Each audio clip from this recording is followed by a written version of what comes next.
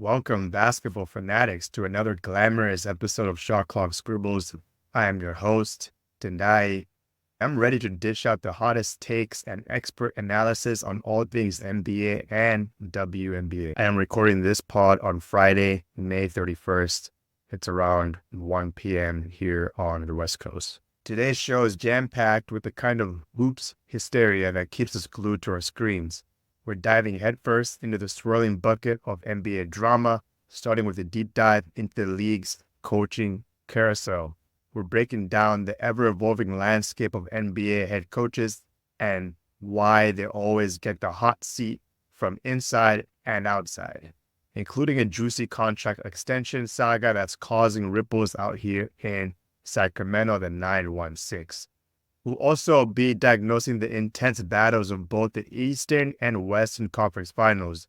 From lousy defense to blowouts, we'll unpack the drama, triumphs, and the heartbreaks as the contenders clash for a shot at the ultimate glory starting next Thursday. And speaking of showdowns, we can't forget to weigh in on the old age debate.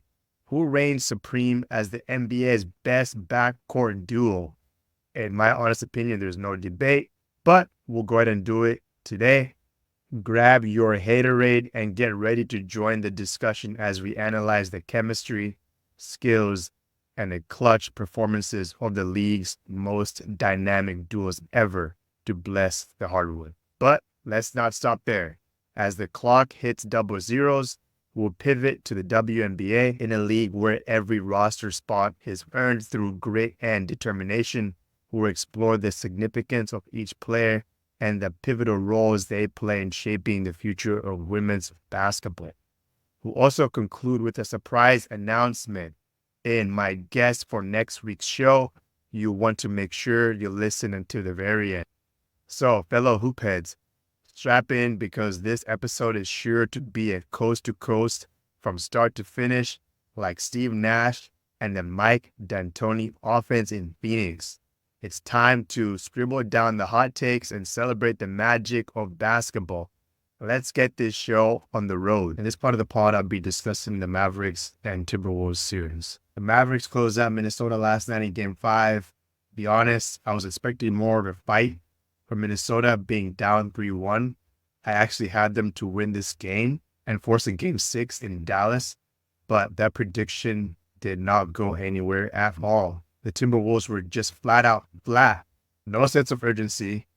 Some players will never even get to this stage ever again in their career. It's pathetic to watch them not give 110%, like they are not about to get sent home. Guys, I turned it off and went to go watch my Sacramento River Cats on Sacramento, where we won 42. Ended up coming back. Back to my point. For a team of this caliber in Minnesota, the way they played this season and the accolades they picked up along the way, you would expect them to have more of a dogfight in them. Like, holy shit, I do not want to get sent home. I ain't trying to go to Cancun, Mexico right now. I ain't trying to live it up with my boys just yet. I can't go up with the wifey and go on vacation just yet. But no. If you guys remember, I had them in the finals against Boston and actually winning the whole series in 7 games in Boston.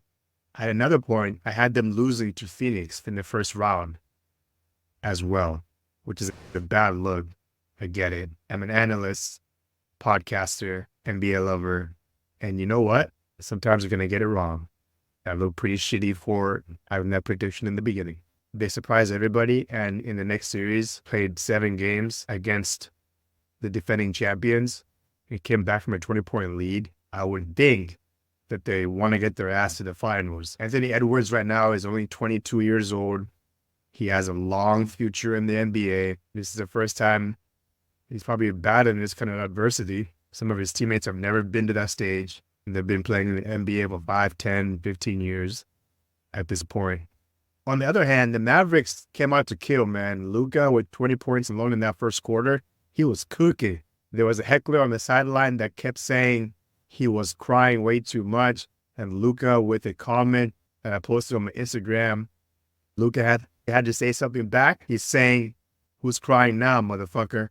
Which I thought was pretty funny. He gets it from a lot of fans. Some players think that he's too soft. bitches too much, cries to the refs too much. And I've had that in the past as well. This season, I would give him credit. He's gotten better on not bitching at the refs all the time. Luka was absolutely sensational, out of this world. We're talking about a couple games ago. He had a bad game and he had a triple-double. Are you kidding me? In words of Reggie Miller, my dog. This indication that Luka is not afraid of the big lights, guys. He delivered yet again last night. 36 points, 63% from the field, 66% from three, 10 rebounds. For those out there that don't know, he's a great rebounding guard for anybody that's been sleeping under a rock. 5 assists. And his running mate also with a 30-piece. Kyrie Irving, 36 points, 51% from the field, 40% from three. And of course, in Kyrie Irving fashion, 100% from the line. That is what it's going to do, ladies and gentlemen. This duo is special.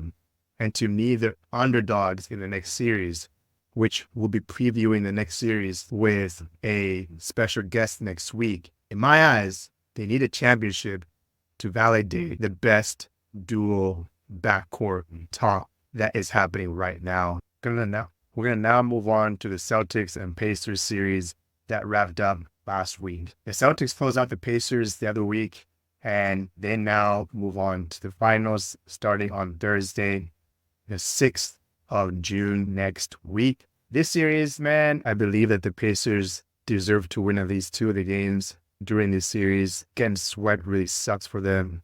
I know it's going to hurt all summer, but I heard a stat the other day that 3 out of 4 of these games, they had a 90% probability rate of winning the game, and they didn't, which just tells you what you need to know about this series in general. It came down to them making boneheaded mistakes that ultimately haunted them and caused them to get swept in the Eastern Conference Finals. There's no excuse for losing the game when you're up with 10 seconds left in the fourth quarter. There's no excuse for giving up a lead and making the season punish you, especially when they smelled blood in the water. The Celtics came out, they knew what they needed to do. They wanted the extra 10 days of rest. That time would also afford them to get Porzingis healthy for the start of game 1. To keep it a buck, the Celtics run has been very impressive so far. And I don't want to undermine what they've been doing because they're 12-2 so far in these playoffs, which gives them a 85% winning percentage so far. To be completely honest, they have not really been tested. All the teams that played have had their stars get hurt. And if you're a Boston Celtics fan, you're like, so what? Who cares? You shouldn't care because this is the biggest cakewalk to the finals that we've ever seen, maybe besides the Los Angeles Lakers run in 2001 that sticks out. AI and the 76ers stole game 1 after the Lakers swept everybody in the West that particular year. The biggest thing with the Celtics is they've been here before. They haven't delivered. This team is still pretty young. The Celtics did a very good job picking JB and JT 3rd overall in the draft and made really solid moves. Brad Stevens, Executive of the Year, rightfully so, bringing in Derek White, Drew Holiday. If you're listening to this, you might be thinking, all right, Tendai, so what? That's the question that I always like asking. So what? The Celtics have everything that you need. You have all-stars. You have JT, All-NBA first team. You have arguably the best starting 5 in the league. Actually, no, let's just debunk that. They have the best starting 5 in the league. Although the Mavericks starting unit ain't too shabby either. More on that on next week's pod. But you have JT, who is going to have the record of the largest salary in NBA history. His pal JB having the second. Brad Stevens making extremely nice moves upstairs. A 35-year-old head coach. Should I say that again? 35 years old head coach Joe Mazzulla. One might say, well, the roster was already there, but Joe is a great coach. I will give him his flowers. So what I'm saying is they have the most urgency to win the championship this season. If the Mavericks win, they're underdogs, and it's going to cement them in history of being a big underdog and winning in the finals. I will say right now, a lot of people do want the Mavericks to win because they do not want the Celtics to win. Do I think the Celtics are going to win? we'll have to get back to that next week. I had a lot to say about JT's performance in the closeout game versus the Dubs back in 2022. I feel like it needs to be redemption year for these boys in Beantown because the Warriors took one over you. That was your year to win it. Steph just having an amazing game there at TD Garden, shutting down the crowd and making everybody go home, making everybody go night-night. So this is the year that the Celtics need to win this championship. Everything is already in place. If JT wins this championship and the Celtics win, he's going to go to the Olympics. He has a chance to get a gold medal this summer and to be the richest NBA player ever in history. All the accolades are all there. If they do not win, it's going to be a huge disappointment. Let's move on now to the conversation that everybody's talking about right now. Who is the best backcourt duos ever in the association? There's been a lot of talks that Kyrie Irving and Luka are the best backcourt duo ever to bless the league. And it's picked up steam among other folks in the basketball community. Although their run has been very impressive, I'll give them that.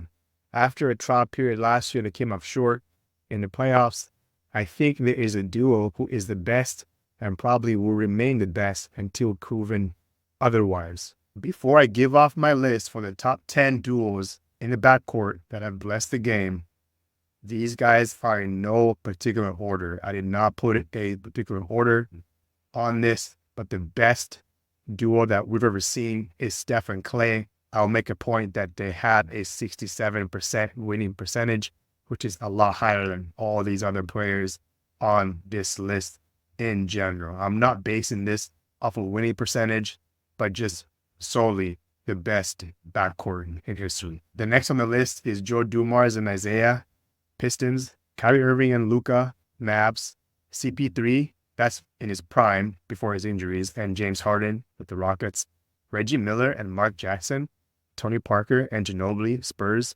Dame and CJ, Blazers, Magic and Michael Cooper, Lakers, Michael Jordan and Ron Harper, Bulls, Kobe and Derek Fisher, Los Angeles. Another point that I want to make with this list is I didn't watch the games in the 60s, 70s, or not so much in the 80s as well, but I've seen enough highlights to be able to make my own conclusions. I'm missing people on this list, and I understand that. I didn't watch them growing up, so they're not on my list.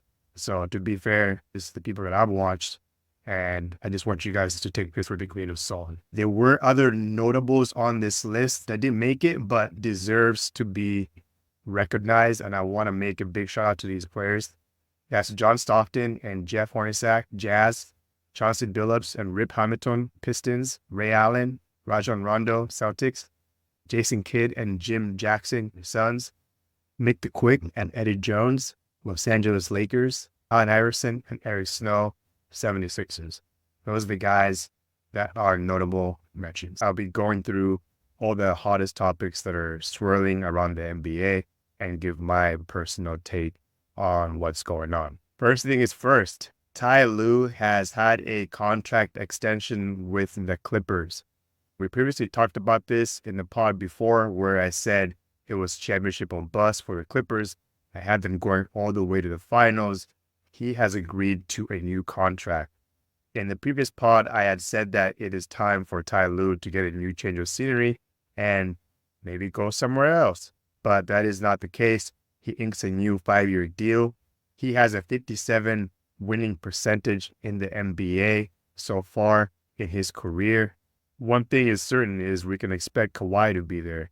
Let's see what happens to PG. There's been some buzz about him possibly bouncing out. A few suitors may be on the East Coast.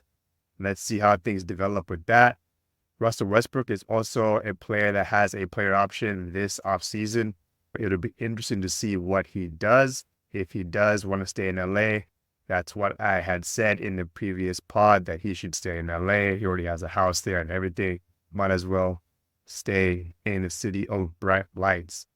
I have a quote here from NBA.com. Quote, Clippers president of basketball operations, Lawrence Frank, didn't disclose details in announcing the new deal on Wednesday. ESPN reported that the new contract was worth about $14 million annually through the 2028-2029 season, citing unnamed sources. Quote, Ty Lue is everything we want in a head coach. He's a brilliant tactician and a natural leader with an extraordinary ability to connect with those around him, both players and staff, Frank said in a statement. Quote, 4 years ago, we felt privileged to hire T. Lue, and we feel just as fortunate today.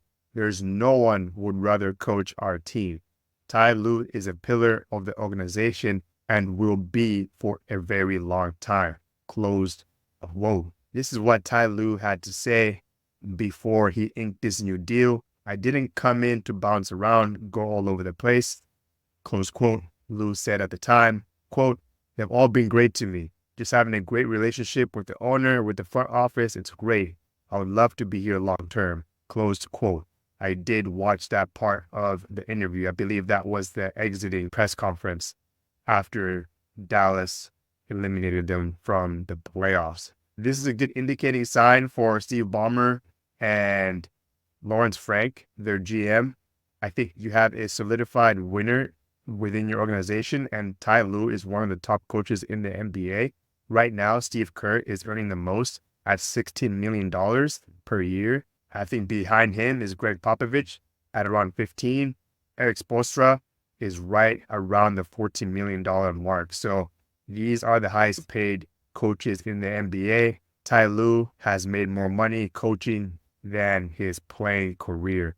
So that should be really a testament to teams really wanting somebody that has actually played the game that can be relatable to the players. That goes a long way.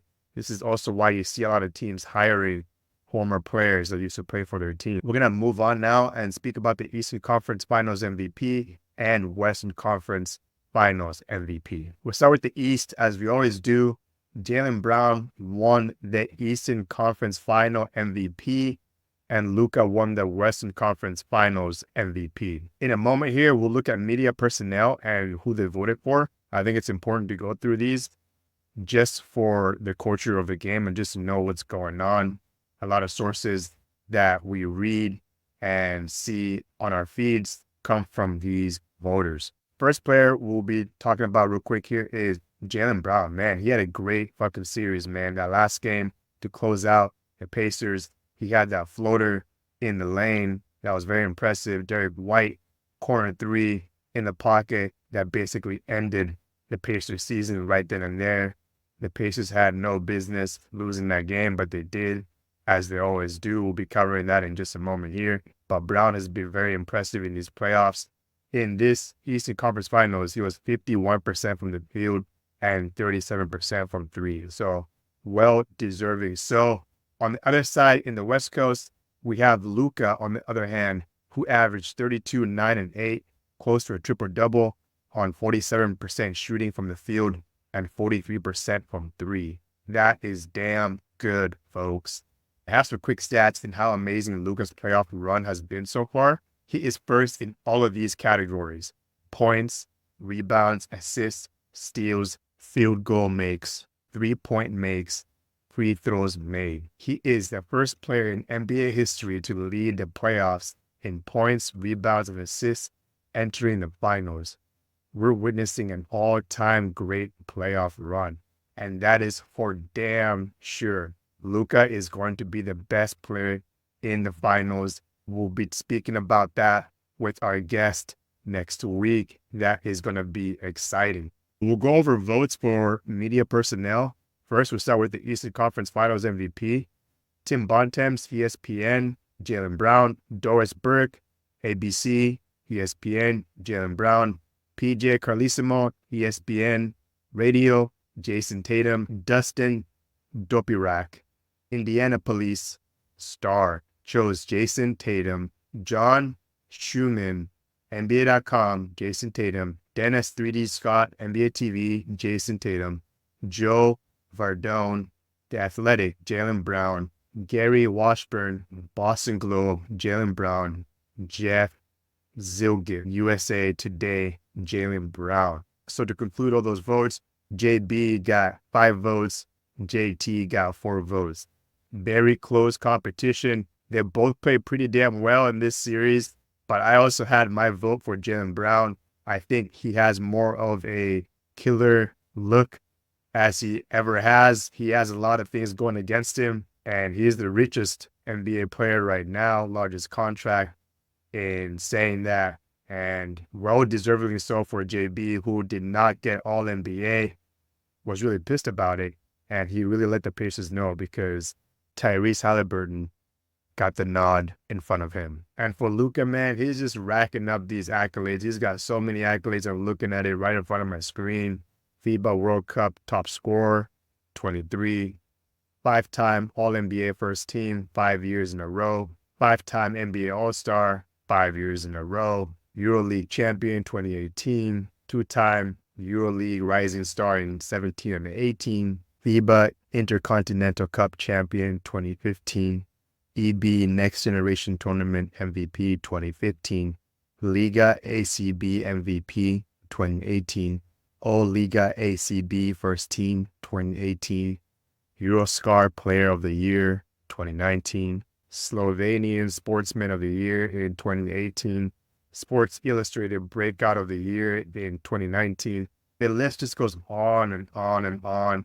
Man, this guy is only 25 years old, guys. 6'7" guard from Slovenia has just been killing it. 2018 first round, third overall pick, selected by the Atlanta Hawks, who we know traded for Trae Young in that case. Amazing run. I'm really looking forward to seeing how he does in the finals. We'll now move on to the Western Conference Finals MVP and how they voted. It was a clean sweep for Luka, 9-0. Corey Alexander, ESPN Radio, Sam Amick, The Athletic, Vince Goodwill, Yahoo Sports, Chris Hine, Star Tribune, Dave McMiniman, ESPN.com, Reggie Miller, TNT, Sean Powell, NBA.com, Brad Townsend, Dallas Morning News, and Brian Windhorst, ESPN.com. That is the list. Shout out to these media personnel that ended up reposting my content on their social media. That's Sam, The Athletic, Vince, Yahoo Sports, and Reggie TNT. I really appreciate it, guys. The basketball community are mourning two members of the basketball world that recently passed away. First is Bill Walton, the second being Drew Gordon, brother of Aaron Gordon. So let's start off with Bill Walton here. He died at the age of 71. He had cancer. And in my assessment and take, I'm in my early 30s, just to be transparent. I didn't really get to grow up to watch his games. That was really way before I was even born. But I know the history of the game and how important he was to the basketball community. So many former players and current players send so much love to Bill. And that was really nice to see the basketball community all coming together to give their flowers to one-of-a-kind man. My first introduction to Bill was watching games. He was commentating on the games. It was very different. That's what I can really remember. It was very different from all the other play-by-play analysts. I just felt that he was an interesting fella, to just say the very least. He really liked to wear the tie-dye shirts, which he explained to Donovan Mitchell several years back, so that it doesn't stain anything on the clothes and nobody will ever know. Pretty funny. I can always respect someone who is just themselves, authentically themselves, and not trying to be somebody else they're not. When he used to commentate on those games, he has so many different antics. There's so many memories that you guys can look up on YouTube, and just how he was so different from other counterparts in his profession. Diving a little bit into his career, he had a pretty damn good career. He won 2 championships. He was inducted into the Hall of Fame in 1993. He made the 75th anniversary team and the 50th anniversary team back in the late 90s. If you take a look at the photos, especially at this 75th anniversary, he looked so happy to be there. It was very nice to see. He was also a 1977 Finals MVP, as well as the next year in 1978. Big Red, as they call him. Rest in peace. This one just happened yesterday. Drew Gordon, brother of Aaron Gordon, passed away last evening in a car accident. Very tragic. And he lives behind a loving family, 3 children.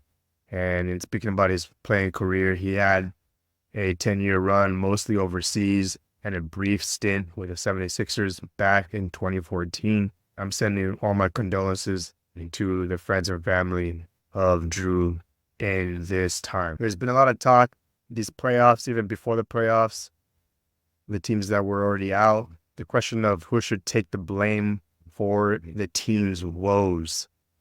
More times than not, it's the head coach, because although you have executives upstairs pulling things along behind the scenes, the players are the product, and the coach is the one calling out X's and O's, the one that demands the most out of the locker room, and they need to respect their head coach.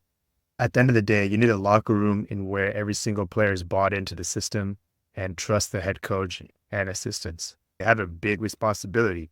So why exactly do teams fire coaches and pay them a very good living wage to not have a job? Let's break down a few of the teams in question. First is Cleveland Cavs fired JB Bickerstaff. The Cavs actually had a better season than a lot of people expected in the East. They had the largest winning streak at one point during the season. We did cover that months and months back early on in the year. It came up short, and in the end, JB got the boot.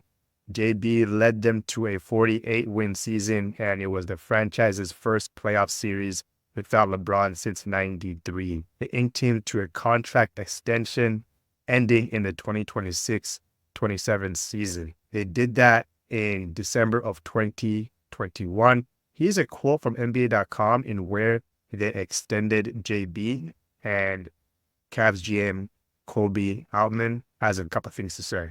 JB Bickerstaff is with all certainty the right head coach to lead this franchise into what we believe is a very promising future. Cavs GM Kobe, the decision to extend JB is not based solely on the early success of the season, but rather a body of work since his arrival to Cleveland. His leadership style, coaching experience, and commitment to player development has instilled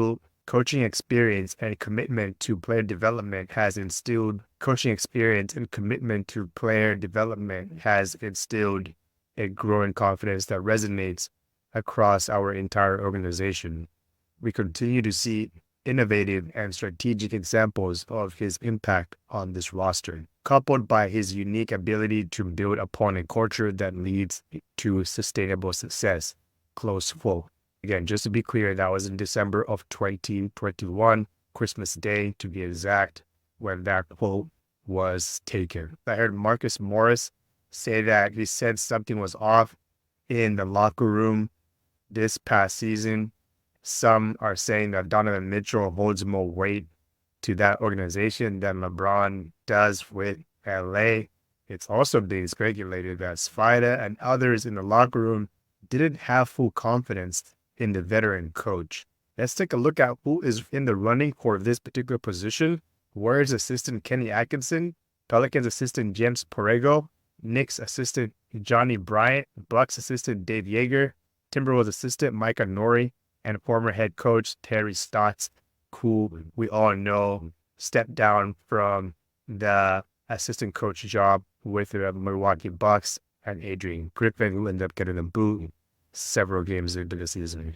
Next year is Los Angeles Lakers fired Darvin Ham. As we talked about it before, this is Los Angeles and the bright stars. And when you don't deliver for a storied franchise like the Los Angeles Lakers that are tied for the most championships in the NBA right now at 17, there was always going to be a buzz about it all season long. And a report came out yesterday that the Warriors are interested in adding Darvin or a former player to assist Steve Kerr and staff. Also saw a report that JJ Redick is a strong candidate for this position. Like I've said, I respect JJ, but I just think this is too heavy of a job for his very first gig. I would go for a low-risk position with a different franchise, just not this one. Let's take a look at the candidates right now for this Lakers position. My vote, if you guys remember, was Mike Budenholzer, who ended up getting the job with Phoenix. So he is no longer available for this job. But these are the coaches that are in talks. These are coaches that have interviewed or will interview for the position. James Nuggets assistant David Adelman, Pelicans assistant James Borrego, Celtics assistant Sam Cassell, Timberwolves assistant Micah Nori, head assistant Chris Swin, Heat assistant Chris Quinn, ESPN analyst JJ Redick, and reportedly receiving consideration Warriors assistant Kenny Atkinson and Mavericks assistant Sean Sweeney. Those are the coaches that are in the running for the Lakers job. Again, the coach is always going to get the blame. I do not think that the coach should be getting the blame all the time because the players are part of the team and they need to be also held accountable for not having team success.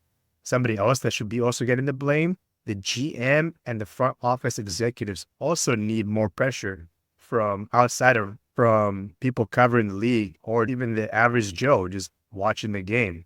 The product is what you put out there, and everything cannot solely rely on the coach. I say this because I've been a soccer coach myself, obviously not for a big franchise or professional sport like these guys are playing, but you cannot hold the coach accountable for not having team success because it is a collective effort. Just reported yesterday, Kings head coach Mike Brown has an offer from an unnamed source, $21 million over 3 years, which comes out to $7 million.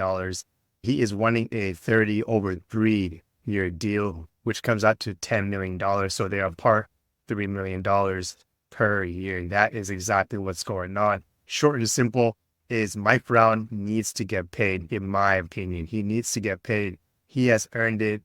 The Kings did not make the playoffs before Mike Brown. It's been 16 damn fucking years since the last went to the playoffs, and Mike Brown was the head coach in helping orchestrate that. So you need to give that man a promotion for what he's done for the city. Right now, Mike Brown has a winning percentage the same as Ty Lue, head coach of the Los Angeles Clippers. He is now earning $14 million per year. But my case in point is Mike Brown has the same winning percentage as Ty Lue right now. 6 coaches before Mike Brown will break those down right now and their winning percentage. Keith Smart had a 34% winning percentage starting in 2012. Michael Malone, 36%. Tyrone Corbin, 25%. George Karl, 39%. Dave Yeager, 39%. Luke Walton, 42%. And Alvin Gentry at 36%. Do you guys notice how I did not say 50 at all from any of those coaches? Mike is at 57%. That should tell you guys a lot about this contract and why it's deserving. Monty and the owner, Vivek, did not do anything last season. They made a couple roster changes, brought in Chris Duarte, went overseas, picked up Sasha, and those are decent deals. They're not enough to move the needle, especially in the West where teams are getting better and they're beefing up on size and length, which is what the Kings need to do. And I said that they needed to do that at the trade deadline. They need to do it this offseason. They need to. Otherwise, same old script all over again. This is a narrative with the Sacramento Kings here, is the Kings never really want to pay up for their big stars. And you've seen people leave or get shipped out of town, end up being a great asset to another team in a different city. But they need to do that right here at home and keep the people happy. Right now, all the eyes are on Malik Monk as he is a free agent. There's going to be a lot of teams wanting to get his signature. The Kings need to match whatever offer is out there in the world. They need. This is the thing with the NBA. For those that watch European soccer, know that, hey, you get dinged for being shitty. You get relegated to the lower division. You know what that does? It hurts revenue, not as much money for the owners. In this day and age, in the NBA, there's owners that get very complacent with what they have. This is why sometimes they start charging 5 to 15% higher prices for season tickets. They're in this for the business. They're here to make money. That is the bottom line. Yes, they might love the sport, all that. But at the end of the day, if you're a sports owner, you want to make revenue, want to make money, bottom line. In conclusion, the Sacramento Kings really need to pay Mike Brown for what he's done for the city. He deserves it, 1,000. The next topic I wanted to discuss is WNBA, the issues in salary, draft picks, how it all works. I feel like a lot of people don't know how the W works as far as having X amount of roster spots compared to the NBA. So I'll be breaking down the differences in their game and how each roster spot is so important. Before I get started though, I did want to apologize to my listeners. I did say I was going to attend the Fever and Storm game in Seattle the other week, but I decided to stay off the coast and enjoy disconnecting from society and camping. It was very much worth it, 1000%. Saw a report a couple of weeks ago that Daisha Fair from the Las Vegas Aces was cut from the team, who, by the way, is the third all-time in scoring leaders in the NCAA Division I of women's hoops, which is just absurd. The thing to note is the way that the WNBA works is there's 144 coveted roster spots in the W, which 25% of this recent draft class were selected, 36 of them to be 100% exact. In the NBA, there's 30 teams with 15 roster spots, which make 450 players that can be added on any given roster. There's two-way players. They go from the G League and the NBA. They have a guaranteed salary throughout the year. Some don't. So people are still fighting for positions in the NBA, but not as harder as the W. Plus, the advantage of going overseas is something that cannot be undermined in this conversation. We see NBA players going overseas and still making a decent living. The WNBA struggles with that. There's not a lot of opportunities outside of the WNBA season. Some players do make the most of it, collect some paychecks elsewhere. That's just the way that the W works. So why exactly isn't there a secure roster spot available? So you might be asking, why exactly isn't there a secure roster spot available for some of the 36 players that are drafted? It's very simple, guys. A lot of the spots that are available will be taken by returning players, which bumps out the draft class.